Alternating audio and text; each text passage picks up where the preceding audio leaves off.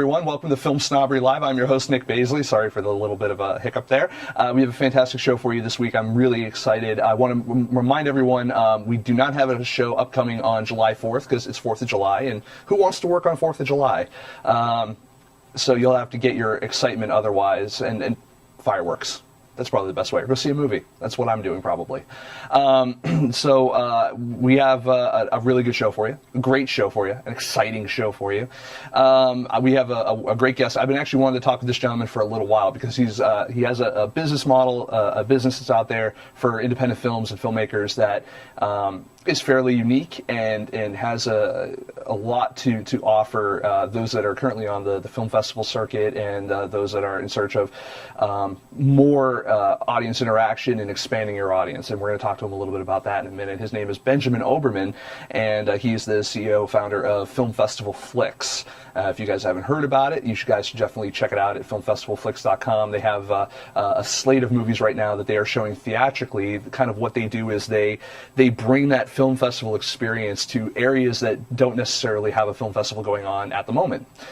So, for instance, they'll take a movie like The Holy Land of Tyrol and they'll bring it over to the like LA Live venue or the No Hill Lemley or something like that here in Hollywood or in Pasadena or one of their other locations, or they'll go to Atlanta or they'll go to Boston or they'll go wherever, and they'll screen this movie and give it a, for lack of a better term, a wider release than it probably would get on its own. So we're going to talk to him a little bit about how that business model works, and we're also going to talk a little bit about what that means for you guys out there. And we're going to talk a little bit about what we've been up to. We have a clip we're going to show you of some interviews we've done over at the recently at the Palm Springs Shorts Film Festival over in Palm Springs. I had a great time there. Got to sit down and we probably interviewed in a very short period of time probably about 10 different filmmakers. A lot of them making movies internationally, which was really interesting, in countries where they don't even speak the language. Most of them film school students too, which is also really interesting. A lot of them graduated from Tisch in Singapore. So this was their thesis project, and it was an interesting experience for them to have to do those and make those movies. A lot of them personal stories as well. So we're actually going to talk to, I think the clip you'll see is with filmmaker Erin Gailey about a movie she did called Lonely Boy, I think, or no, Brave Girl. That's what it was. Lonely Boy was something else. So no, Bill points. It's you. I'm like, yes. Definitely. But that's going to be later on in the show. We're also going to give you guys a heads up of not only where we've been, but where we're going. And I'm really excited to talk to you guys a lot about that. So I want to jump right into the show. We're going to talk in a minute with actually not even a minute, it'll be half a minute because the clip is only 30 seconds long. We're going to speak with our guest for the evening, Benjamin Oberman, again, CEO, founder of Film Festival Flix. We're going to talk to him a little bit about what he does. What would you say you do here? Stick around and you'll find out. See you in a minute.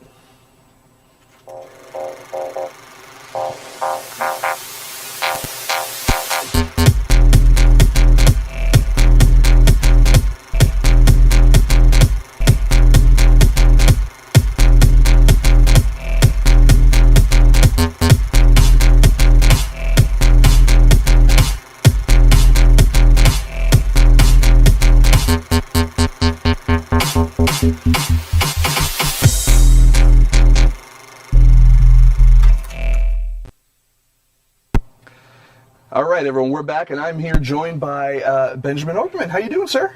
Good, Nick. How are you doing today? Good. You excited to be here? You can lie.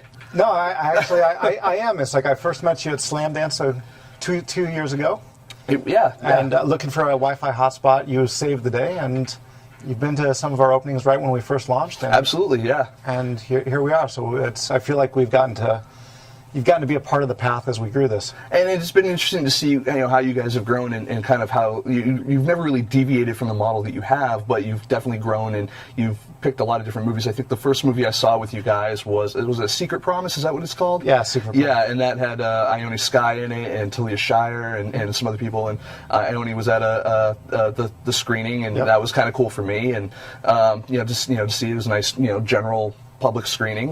Tell them a little bit though about what Film Festival Flix does, because I could I could encapsulate it, but you obviously can explain it far better than I can. Sure. The idea of Film Festival Flix is that there are great films that are made. They cut through the clutter, they become selected for major film festivals. They even win awards.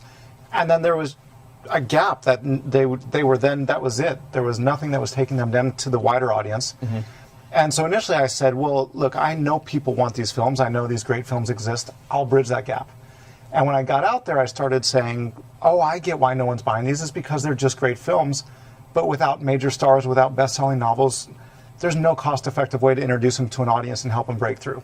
Right. So that's where I started looking as I was going to festivals and I was acquiring, as I would ask people what they were there to see. And my average answer I got was whatever's at 2 p.m. I said, well, who's in it? I don't know. What's it about? I don't know. Do you even know what it's called? No. I said, well, why are you here to see it? They said, well, if it's been selected, then obviously it must have some merit, and we want to be a part of the experience. And so looking at the Banff Mountain Film Festival World Tour, Warren Miller, and then this information, I said, that's what it is. It's, don't sell the movie first. Create an event and get people that are willing to come out and discover something new, knowing that underneath this curated brand, there's a certain level of quality and experience that you're not going to find elsewhere. And that's what we did. And as a byproduct, which I didn't understand at first, there's an intimacy to our events that goes beyond even a traditional film festival. So people get to be on the red carpet. They get to see the film premiere, whether it be the national or the regional one. They get to meet the filmmaker who came in from wherever it was in the world, and we travel them around. And then they get to be part of the community and go to an after party and actually connect with like-minded people. They can meet the filmmaker. They can network with other people in the industry. And if you know absolutely nothing and you're shy as can be, you can walk up to anybody and say, what'd you think of the film? Yeah, and it provides a level of access, accessibility, not only to the movie. I mean, people these days are used to waiting for something to come out on VOD or DVD or something like that, but what you're giving them is that experience. You're basically creating a micro film festival in a way where it's like, here's your bit of red carpet, you go get your picture taken on against a step and repeat, and you can go ahead and you can be a part of that Q&A, ask the stars or the director a question or two, and like you said, be part of that after party experience. It's basically like having my job for a night, except you don't actually have to do the writing afterwards. I was going to say, I came to the conclusion that our experience is better than most film festivals, because my usual experience at the big ones is I'm behind the velvet rope looking at other people on the red carpet. I'm begging, borrowing, and stealing to try to get tickets to get in. The person's so far away, it's interactive, and I'm looking at the after party through the glass. Yeah. And just like, I wish I could be in there, but I can't afford it. I don't have the right lanyard. Here, you go to one of your events, everyone has the right lanyard. Which is good. It levels the playing field. Now, you guys also have other, something else that you kind of do with that. How do you select where you're going to go to play these? Because you guys also don't really do a lot in the way of what's called four-walling. If the audience doesn't know what that is, four-walling is when you rent out a theater, but you basically own that screen for a set period of time, and it usually can get very, very costly. But you guys do something a little different. We've built partnerships with the theaters in all the cities where we are across the country.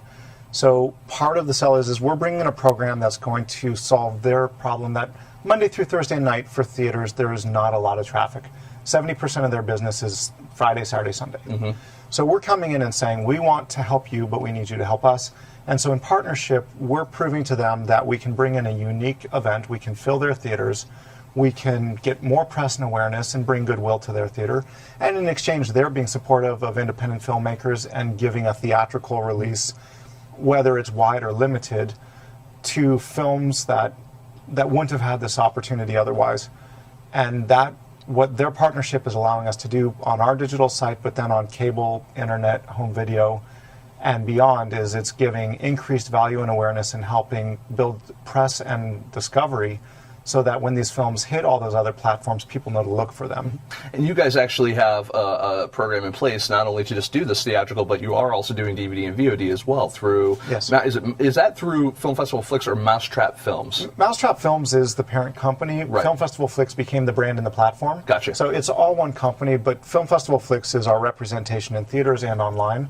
So at filmfestivalflix.com, you can go in, you can discover new films. You'll find films that we obviously have put in theaters, but others as well, and we're now opening that up. Like, we just finished a deal with Draft House Films, where they will have a channel on our website, and so you can find all Draft House films on Film Festival Flix. That's fantastic. Yeah, they've really they've got a really good slate of films too. I mean, if you guys remember festival movies like the FP and stuff like that, that's a Draft House film that was distributed through them, and that's also available on like Netflix Instant and stuff like that. Now you can also check it out over you guys as well. So. Yeah, and some of our goal is that a lot of these films are up on iTunes along with, I don't know, 500 million titles. Exactly. But where you guys have the advantage, though, is the marketing. Yes. And that's what, something that I've always, I talk to the audience a lot about as well, because we both, I'm sure, get approached a lot for distribution consultation at the very least. Yeah. And the big thing is, like, you can be up on Netflix, you can be on iTunes, you can be on Amazon, but who's going to your stuff? Just because it's there, it's not build it and they will come. Right. It's living in a vacuum. Nobody, getting to all the platforms now is not hard if you're a bona fide distributor. Making sure that people know to look for it, and then take that next step to decide to watch it instead of something else, especially with studio movies that have such a huge marketing push. That's the differentiator. And that's something I really liked about you guys, in that this is one of the reasons why I wanted to have you on the show as well, aside from the fact that you're just a swell guy. But, Stop. No, keep it's like, you don't want me to. But no, it's also because a lot of distributors are basically interested in creating a catalog, and I think that's half the equation, but a lot of them are just interested in creating that catalog and then not doing anything with it. Right. You guys are actually taking films, and obviously we all know the reputation of Draft House and Alamo and all that, so they're screening their own stuff, they're distributing their own stuff and all that, and then you guys will also have the ability to help them with those distribution, but you're taking movies that are on the festival circuit that are you're picking up movies that are in need of distribution, and you're actually giving them that theatrical that they wouldn't otherwise get unless they they put in some serious money or probably took a huge back-end cut from a distribution deal, or a cut, in like getting money from a distributor, because usually a theatrical is a loss leader, which is why I also like your partnership idea instead of the four-walling, because you're keeping costs low. If anyone out there doesn't know, like if you're going to four-wall a theater, you're talking like it's like a $10,000 plus thing that you look at like the Quad in New York. Yeah, or something $12,000 for a 1 week run. Yeah, right. Yeah. And it's that's ridiculous, and that's not including P&A, your advertising expenses. Right. No. That's just for your review and your play. Yep. Yeah. You want your New York Times review, your LA Times review. You book your movie in for a week, and then that's it. And then usually the real sad part about that is that usually you get the push on the first day, right, and then the rest of the week no one knows you're there. I think that for us is the goal, aside from all platforms, is to build that community of people who start to trust the brand name, and they start to opt in as more and more titles start to grow on our direct digital platform. We'll start having series. So if you like indie romances, you can opt in for that. If you like documentaries, you can opt in for that. And so then eventually we can start to broadcast tunes and keep the libraries turning of saying, hey, this week, enjoy this. If you haven't seen it, here's your chance. And so we can start to keep films fresh rather than the idea of that it's a big opening and then it's the race to the bottom. Now let's roll it back a little bit for a second. Let's talk a little bit about your background and why this was something this venture is something you wanted to do. Sure. So where did you come from? Well, I went to a picnic. How far back do you want to go? I'm going. If you can go post-zygote, we're good. Yeah. But maybe say I went to a picnic with my dad and came home with my mom. Yeah. That's fantastic. Fast forward after that, I had. I guess the real quick elevator speech was I was on the U.S. figure skating team. I took a job with ABC Sports in the broadcast. Did that for a couple seasons, which then led me back into performing live. And I ended up in New York City, where I met a guy that had a live entertainment company worldwide. I learned how to produce live TV and events with him. Wow, this is really crappy for you then, huh? This is like such a step down for you. It's an evolution, but it's like I took that, started doing made-for-TV sports events, which led to my interest in scripted TV and film. Came to Hollywood, had opportunities as big as Blades of Glory, and as little as starting to really get the independent bug, so I started producing, which eventually also led to writing and directing. And so I made documentaries, I made features, I made shorts, I made commercials, whatever either we created or someone hired me to make. And along the way, I started to get more and more frustrated with having great projects with great attachments that we couldn't get financed while crap was being made. Yeah. And then sitting on the screening panel of several festivals and attending festivals and just seeing that the people who truly should be rewarded for the art that they were creating were not. Yeah. And that's where kind of the balance of creativity and business came in and said, there's a niche. And about that time, I got married and had a kid and said, being a struggling independent producer is a terrible way to support a family. I need something a little bit more consistent. And if I do this right, then it will actually pave the way for myself and other filmmakers in the long run. That's fantastic. No, I mean, it's nice to know that, obviously you have the background of both the business side and the creative side, because I find that a lot of the creatives, the filmmakers that we talk to, tend to have a very strong creative side, and that you can see that passion up on the screen. But, when it comes to the business side, the analytical, it's a little bit more difficult for them to comprehend, know, and so it's nice to have a good mixture of both. Do you find that you still want to do more creative? I mean, or is this Film Festival Flix pretty much satisfy that niche in your brain? This right now, I'm completely immersed. For 2 years, I've done nothing but this. To the dismay of most of the writers I worked with or my writing partners, I said it's going to be 5 to 10 years before anything happens with the script, and I'm sorry. Yeah. But creatively, I have to say, taking these incredible films and figuring out how we're going to get audiences to discover them, and gimmicks or campaigns or ads or grassroots or ways that we can grow and expand the platform and help find people and get them to discover and trust us is immensely rewarding. Now, I don't want to get techie on you, but how on the platform itself, are you hosting your own VOD? Is that how that's done? And did you have to find people? Did you already have some experience with a platform you wanted to use, or did you have to find people to help build that platform for you? Or I found some people to build the platform. Initially, it started out where I had just finished reading Steve Jobs' biography, and I looked at them, and I said, "Here is all the things I want the website to do. I trust you can do it." And I turned around and walked out, and I had no concept of what the back end of what that was going to take. Right. Since then, of working for 2 years with them on the development and the evolution, I have to say I've gotten to know WordPress and HTML and algorithms and all those pieces quite well, to where I can now speak to them in language they understand, and I actually run the back end of our website. Fantastic. So I've become a real tech geek. Yeah, it's nice. Now, we FilmSnobbery's run on WordPress as well. There are a lot of, I think the New York Times is run off of WordPress now. I mean, you do so much with a platform like that, because you take an existing framework and then just build on it. Well, and we found there was a group called Dot Studio that they had already built a back-end player and management system that we were able to customize and really adapt to our purposes, but they had already built something. They came from the filmmaking world themselves. Oh, that's great. And they were techies, and so I was able to take what they had and embed and then create, everything around it, but at least that one key component we didn't have to build from scratch. I found it there.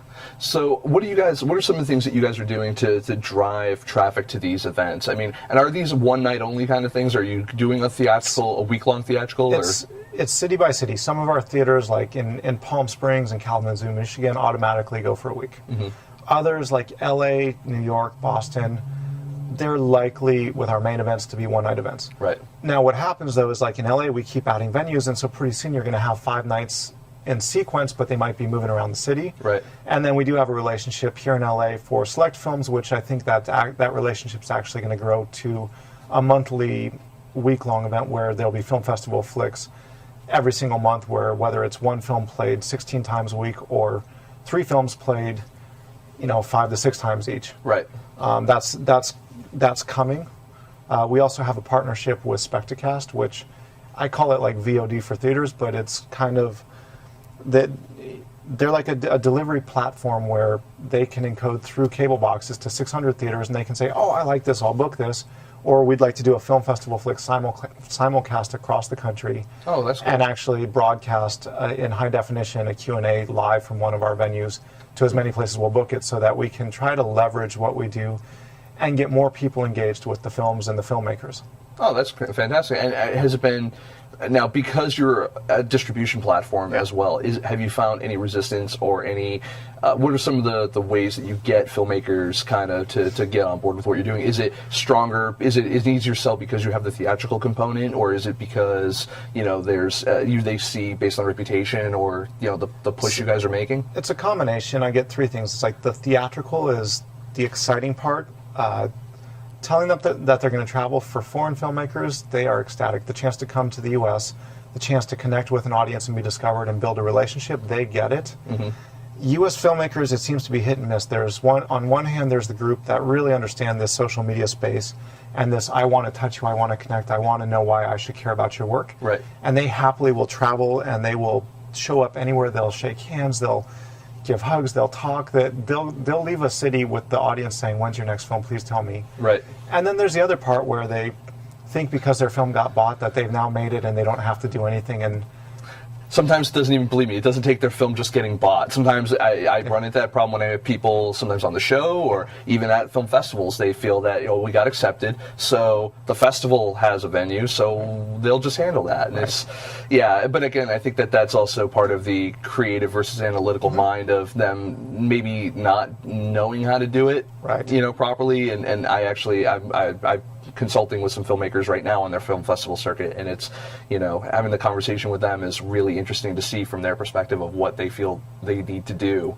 to bring it out there. But so do you guys have to kind of go like, we have to coach them. Like, we've now got letters that we send out that say, welcome to Film Festival Flix, here's how the tours can run, here's what we're going to do for you, please understand this is how you're expected to act, and here's what this will do for you, in setting up the press, the audience, the festivals, the tours, and here's how that's going to affect your cable, internet, home video, and the domino effect down the line of why we do what we do, and the importance of it to you for your film and for your own career. Do you find that the theatrical is driving the VOD and the DVD sales? Absolutely. Yeah.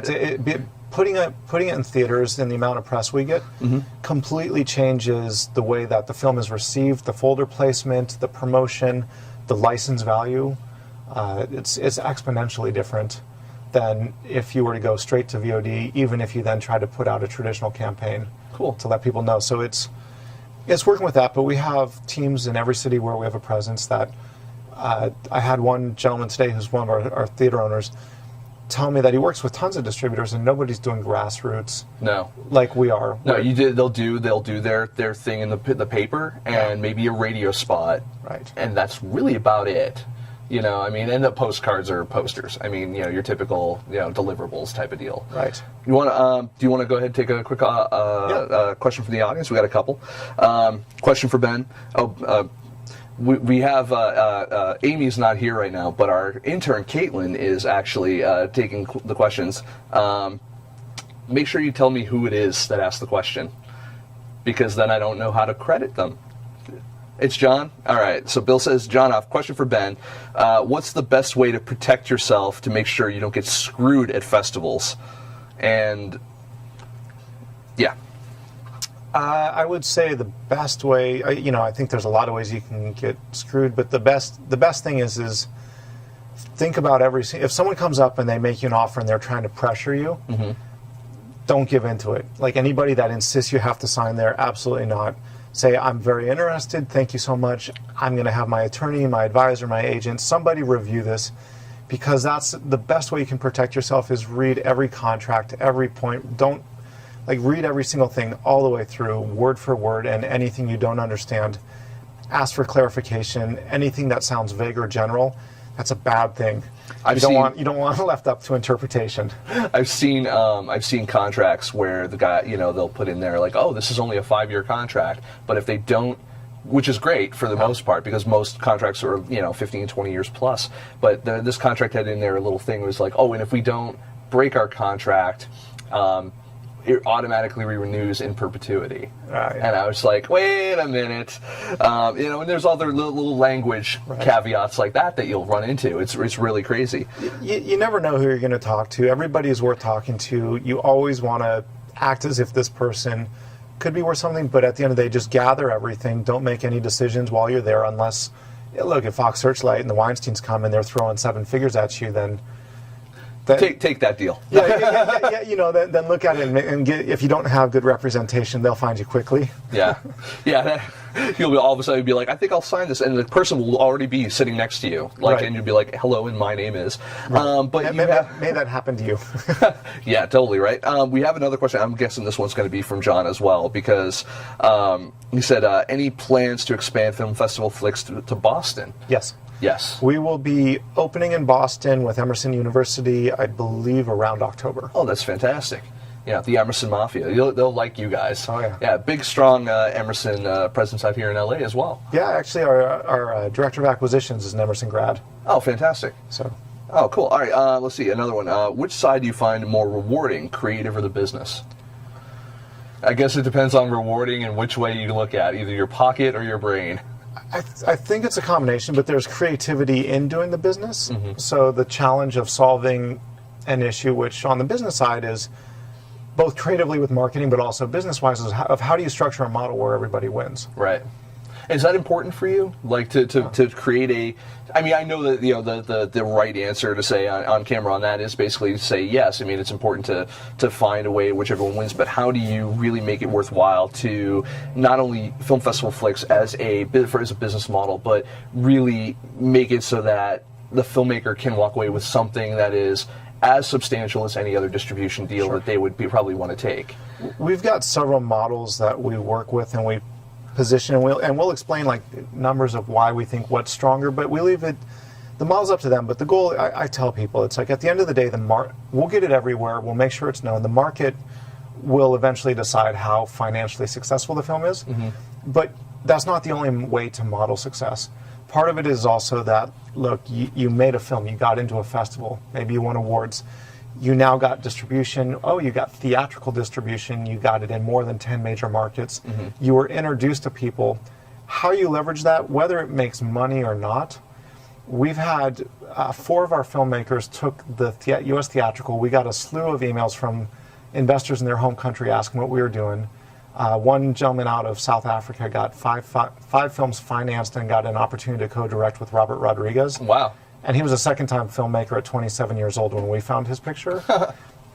Others have started to say, can I use you to trigger our government funding body?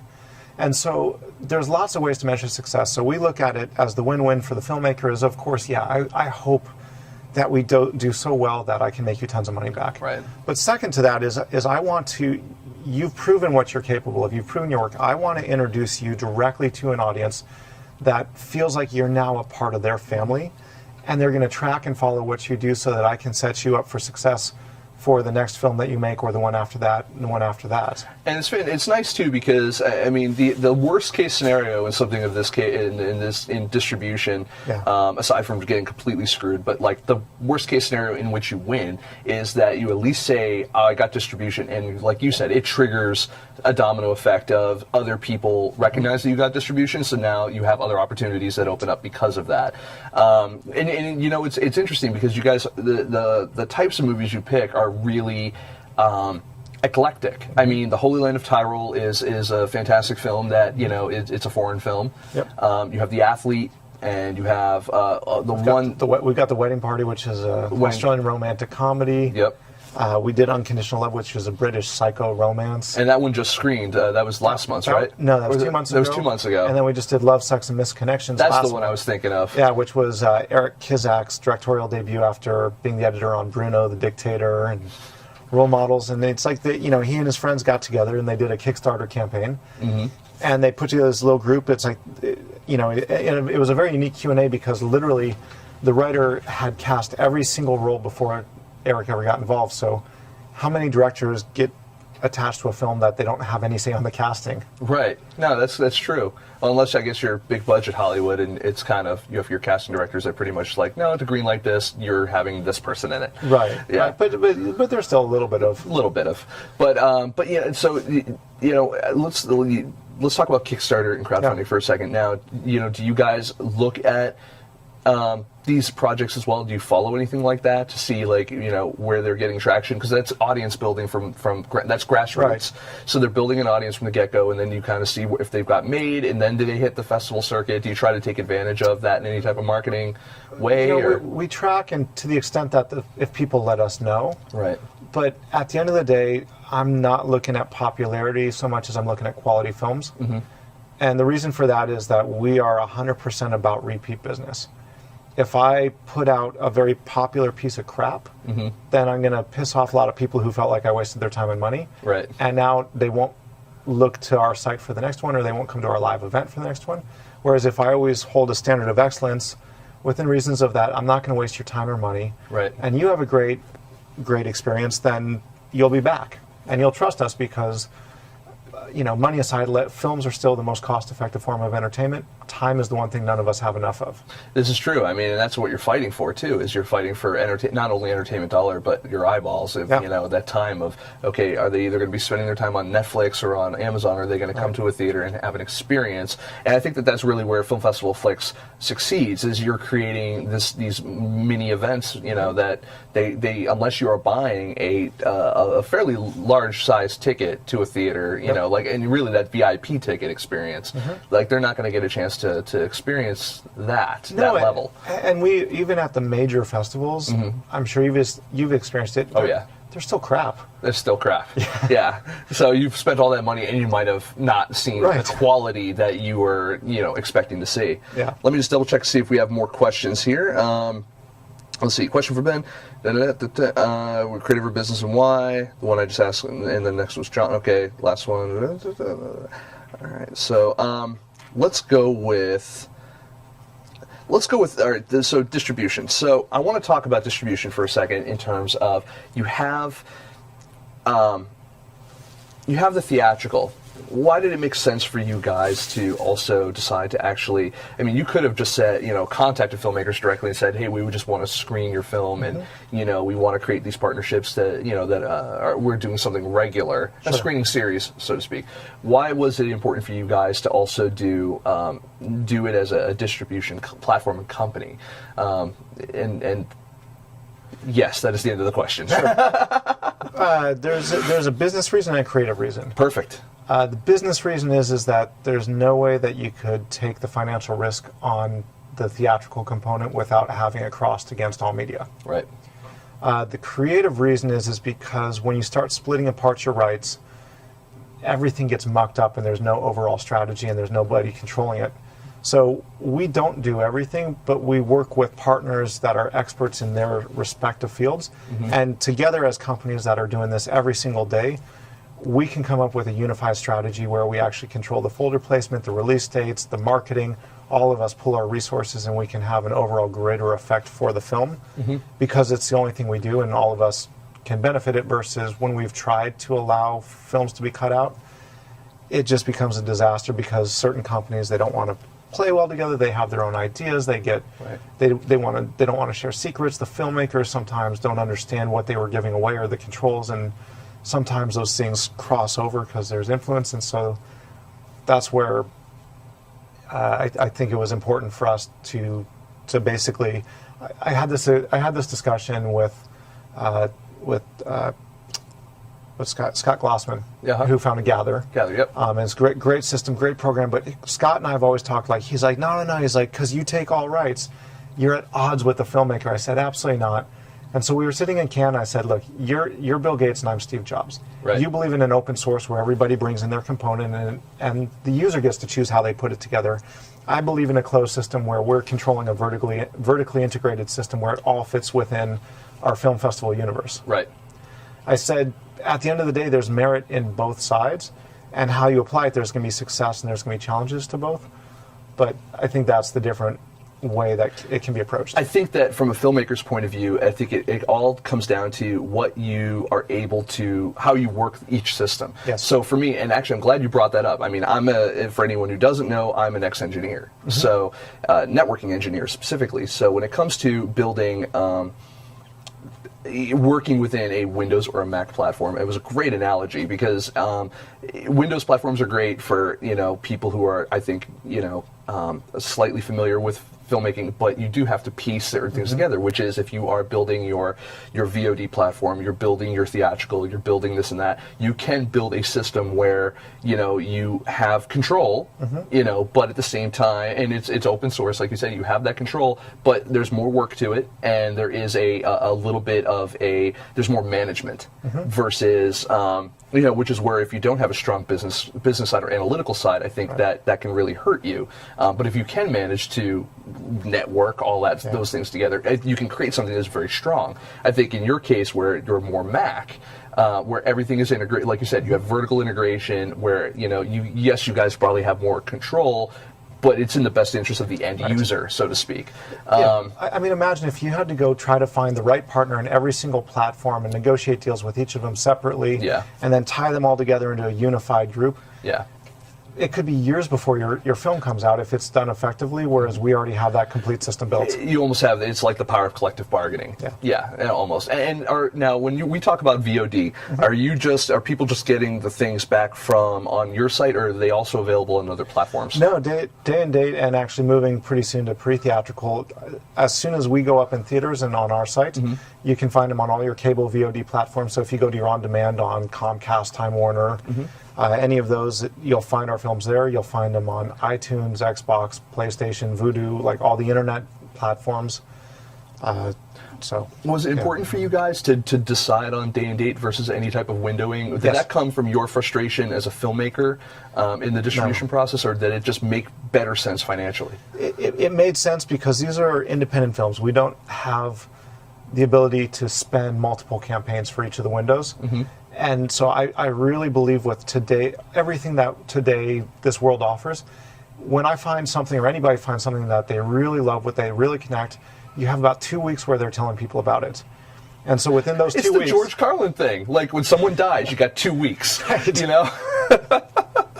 then you cross them out of your book. Yeah, there you go.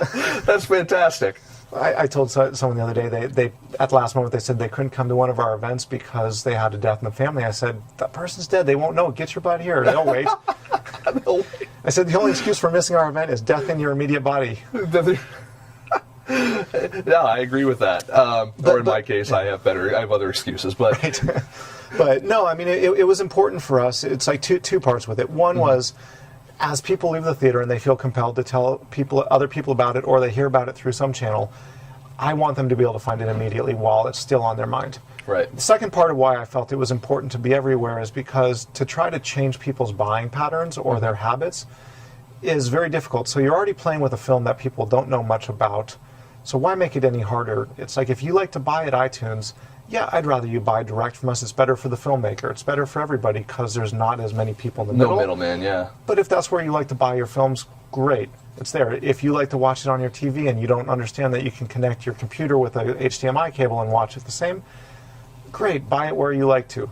And you guys have a real distinct advantage with the day and date as well from a piracy standpoint. Now, one of the questions I get a lot when I sit on panels and things like that, when we start talking about, especially distribution panels, especially digital distribution panels, is how do you deal with piracy? And it sounds to me like having a day and date type of mentality, because you're making it so available to filmmakers, and not filmmakers, audiences rather, which some of them could be filmmakers, having it available like that seems to me like you have... you kind of can curtail that a bit, but do you guys even worry about that from a business model perspective, or do you guys try to work with like torrent companies that to say like, okay, well, we're keeping an eye on it, but I mean, what's the policy or the standard you guys try to hold up to? There's three things. Number one, with all due respect, may your film be big enough that someone wants to pirate it. Totally. If I'm going to stand on a street corner and sell pirated movies, I'm going to choose the Disney one that has a $200 million marketing campaign instead of the unknown foreign film. Right. That said, it does happen, obviously, and there's some amazing companies that have popped up that have networks of law firms across the country that do nothing but they're pulling ISP addresses of illegal downloads, and they're sending them really nasty letters.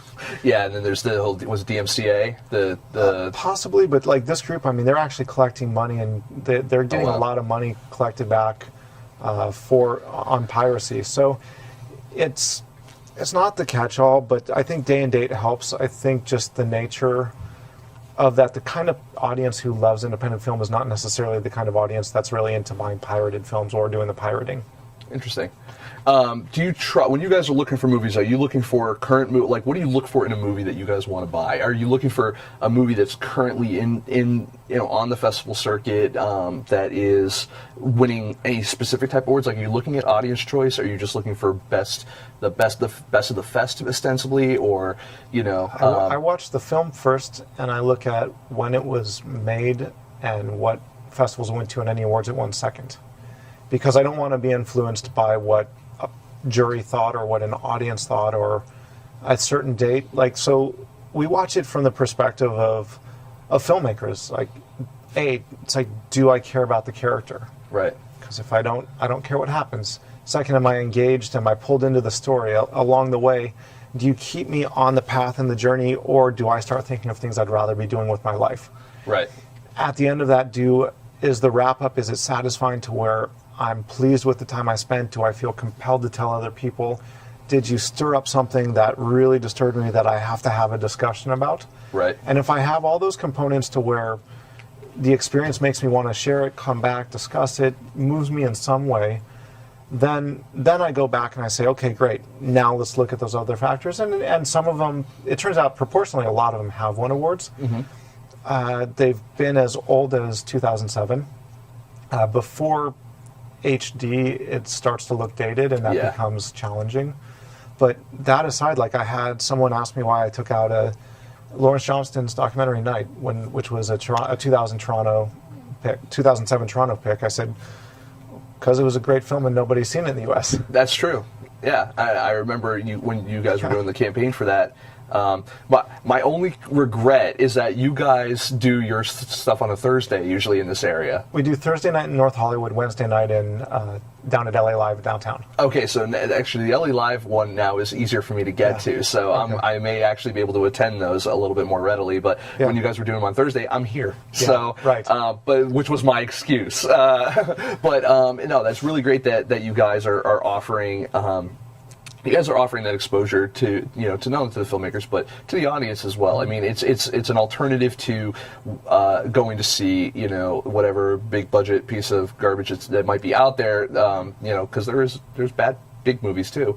Oh, there's more often than not. But every once in a while, like I snuck in and saw Iron Man 3 one day when I had to deliver the DCPs downtown. I was like, it's hoping I'm going to go. I had to step out 4 times to answer phone calls because I was supposed to be in the office that day. Oh yeah. But it was as good as I'd hoped. It's always the benefit of being the CEO of your own business is that, like, if you want to go see a movie, even if you're interrupted every 10 minutes, like, you can step out for a minute. Of course, I paid by working until like 2 a.m. to catch up on what I missed for those 2 hours. That's how it is. Do you guys? What is the preferred format that you guys usually screen in? Do you typically always go DCP and DCP where we can? Blu-ray disc would be the next level down. Now, in terms of, I mean, I know I'm getting a little nitty-gritty before we get out of here, but my question is the deliverables costs. Do you usually work with the filmmakers on that, or do you typically absorb some of that as the company in terms of, in kind of build it into the contract a bit, or is it a case-by-case basis? It's a little bit of both. Like, we went through and we've got a full post house. Like, we make the DCPs in-house, so that's a cost. If a filmmaker goes to the lab, it's going to be between $3,000 to $5,000. We do that in-house. We make the Blu-ray discs in-house. Mm-hmm. There's a lot of things that we've taken off their plate. There's a lot, like, par for the course. I'd say 90% of the filmmakers, their legal contracts all have to be redone because they didn't have any of the proper language. It won't qualify. Like, we provide the E&O insurance because most of them can't afford it, but you have to have certain standards.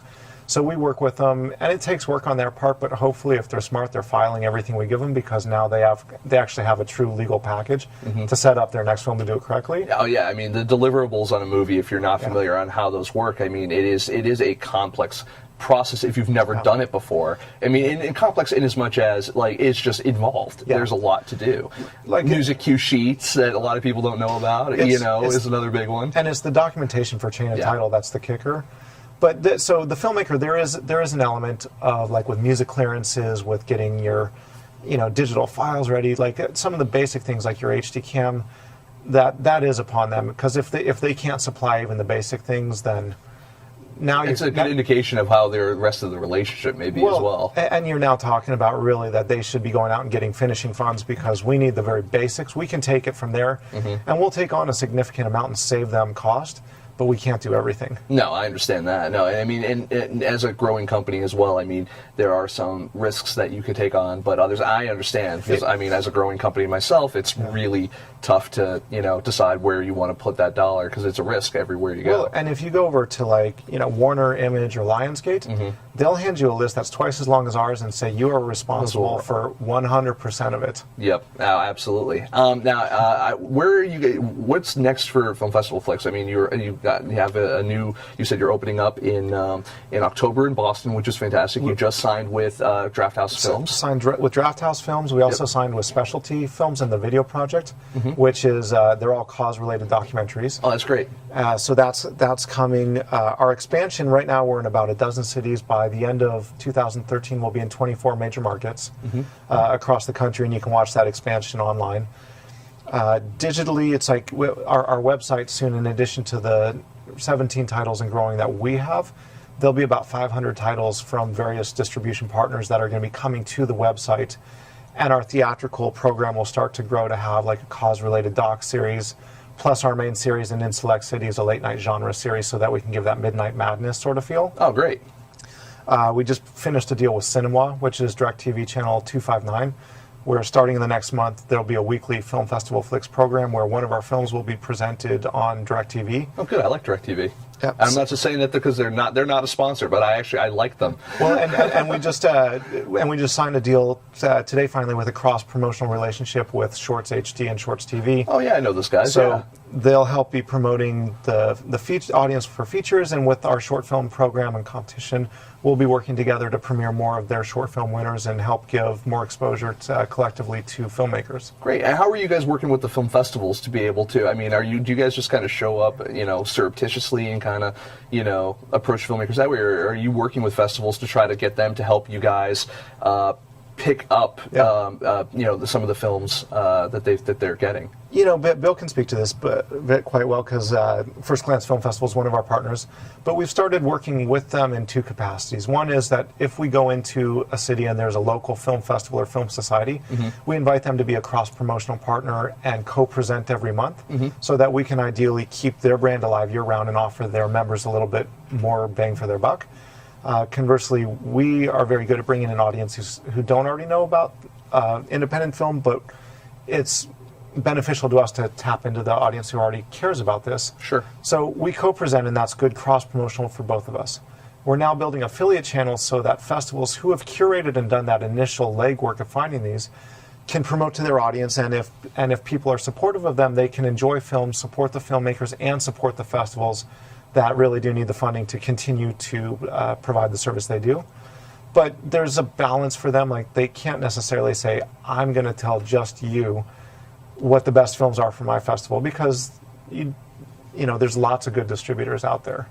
And so we it's like, I've gone into some of those meetings and they said, well, I can't just align with you. I said, great, how about 6 or 8? I'll tell you a few that I like. But ideally, it's like we are finding from them and getting their lineup. And occasionally the festival director will say, hey guys, this film didn't win the award, but it's a really great film. I think you should look at it.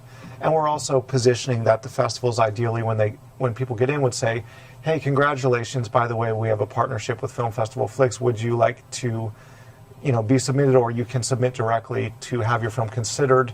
And then it's between any deal negotiation between us as a company and them as the licensor. Oh, fantastic. And so it's trying to find, we really are seeking to be the perfect partner to everybody.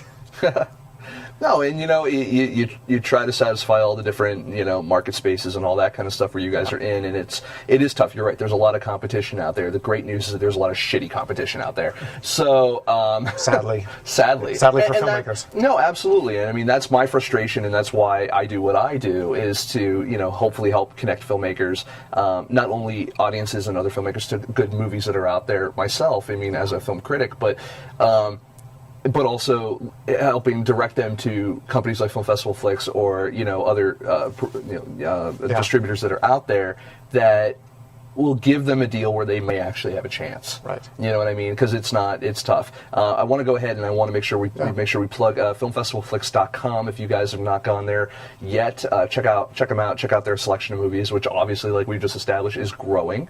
So if you don't see anything that you want to see today, come back tomorrow and try again. And also opt into the newsletter, because then at least if you don't come every day, you'll find it. And you can now actually, straight through our Facebook page, you can rent films straight on our Facebook page. Oh, really? That's cool. Awesome. Yeah, that's facebook.com/filmfestivalflix. And you can also follow them on Twitter as well. And they're very nice people to follow on Twitter. I don't know who does your Twitter. Do you do the Twitter mostly? Or not me personally, no. I don't even know exactly how it works. Well, whoever's doing the Twitter for Film Festival Flix, they're very nice. It's a lady named Gerald Jagoda, so I'll pass that along. There you go. So in their twitter.com/festivalflix. Yeah. So definitely make sure to check that out as well. And maybe if you're lucky, you'll bump into Benjamin over at a film festival in your area. Where you going to be anytime soon, or are you going to? Let's see, July 10th and 11th. We're here at LA North Hollywood. Mm-hmm. We're in the process of changing venues in Denver, Colorado, but we've got a couple venues that will be there. Salt Lake City, in addition to Broovies, we're adding the Broadway Theater with the Salt Lake Film Society. Oh, cool. We're moving back into San Francisco this month with San Francisco Film Society, as well as, or that's coming online in the next month or two, plus opening with the Rafael with the Mill Valley Film Festival. Oh, great. In a couple months. So we're rolling across the country, and it's just a matter of getting it done right. All right. Well, I want to thank you for coming on the show and chatting with us. I want to, and it's a lot of invaluable experience from your side here. I mean, both as a filmmaker and as a distributor now. And did you ever think you'd see yourself on that side of it, like when you were like, I want to make movies, and then I want to you're like, I want to get my movie distributed. Right. But did you ever feel that you would ever get to the point where you were making it, you were getting it out there yourself? Never in a million years. No. Like looking back, it makes perfect sense. Right. Even 5 years ago, I would have never even imagined. Well, it's like what they say, if you get frustrated with the system, create your own. So, and you basically did. We did. So, yeah. So I want to say thank you for coming on, and happy to have you on. And when we come back, we're going to show you another ad. We got a little bit of a longer ad for Film Festival Flix. Hopefully it works. We got a longer ad, and I'll tell you, it's like the music. We're redoing the music, so ignore the monotony of like the boom, boom, boom that goes for 2 minutes. That's okay. The visuals are good. The visuals are good. The music was perfect for 30 seconds, but that's again where the creativity comes of like the rough cut and then saying, calling up a composer saying, we need more. We need more. And I'm sure the composer was like, yes. We'll when we come back, we're going to have you're going to see a little bit of an interview that we did, which we'll introduce with Erin Daly of Brave Girl from the Palm Springs Short Film Festival, and then we're going to close out. But I want to thank you again for coming on. Thank you. Thank you. Be right back.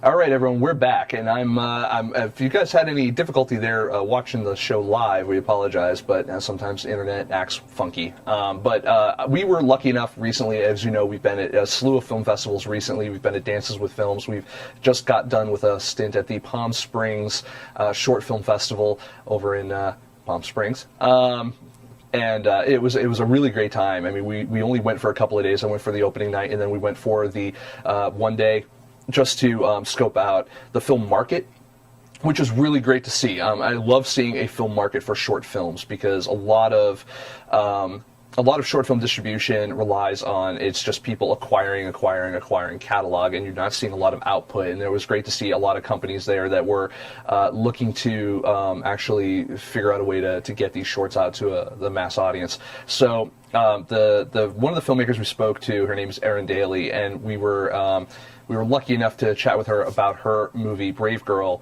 and which this interview is actually up right now on YouTube. So FilmSnobbery.com, YouTube.com/FilmSnobbery. You can go check it out there and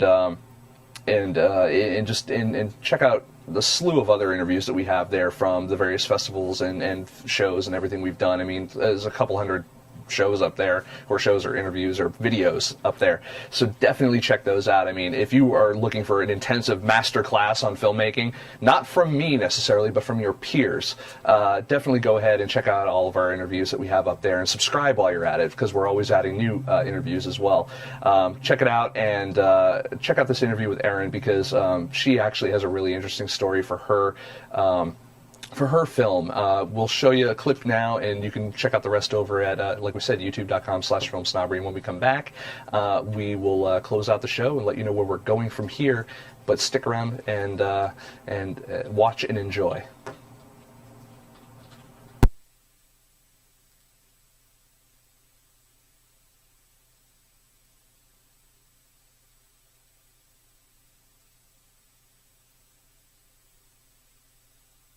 This is Nic Baisley from FilmSnobbery.com. I'm here at the Palm Springs Shorts Festival. And who am I here with tonight?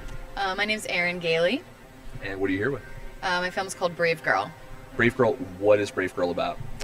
Brave Girl is about a young 13-year-old girl who leaves her Himalayan mountain village in Nepal with a friend who they go down, or he's promised her a job in the city, and they end up going across the border to India, where she's going to be currency in a devil's bargain.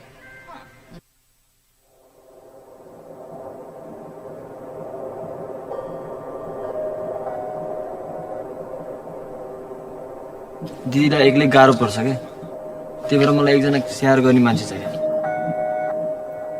साक्षी आमा भूमिकाको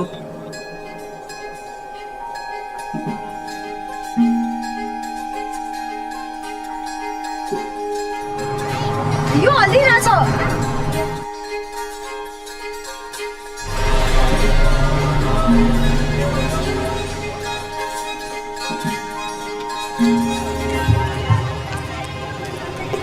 बाहर जाना हो तिमी सुर्ता नगर न नेपालको सिमाना भन्दा अलि पर त हो नि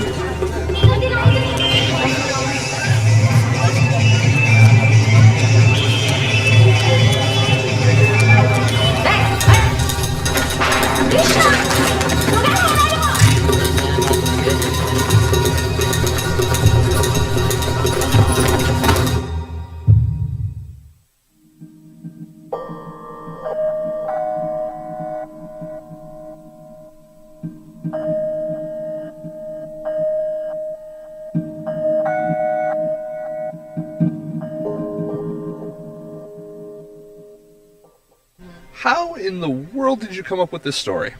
Well, I went to school in Singapore at Tisch Asia, and I'm an avid whitewater kayaker. And there's not very much whitewater kayaking in Singapore per se, so I would go to Nepal from time to time to go kayaking. And when I was over there, I would just encounter women who, well, there's one woman in particular. She was a Swedish woman. Her name's Inka, and she was teaching Nepali women how to kayak as a way to help the women of Nepal and all that. And then she told me, you know, I was very fascinated by all of that. And then, you know, I said, well, what are you trying to like save these women from? And she told me she was trying to, you know, help them from like the gender inequality stuff that was going on there, and a lot of girls were disappearing from villages and trafficking, and I just it's kind of hooked me in, and I just found the story out about the whole thing. So I've always wanted to try whitewater kayak rafting. All right, everyone. That was Erin Gailey from Brave Girl over at the Palm Springs Shorts Film Festival. Where are we going to be next? Well, we actually have some really cool stuff coming up. I was really disappointed I wasn't able to attend the Frameline Film Festival over in San Francisco, but where we are going to be next month is we are going to be at Outfest. We just got our press credentials for that. I'm really excited because there's a great lineup of films. So look out for a bunch of interviews that we're going to be doing with filmmakers from Outfest. A great, if you're not familiar, Outfest is basically the LGBT film festival in the country, if not the world.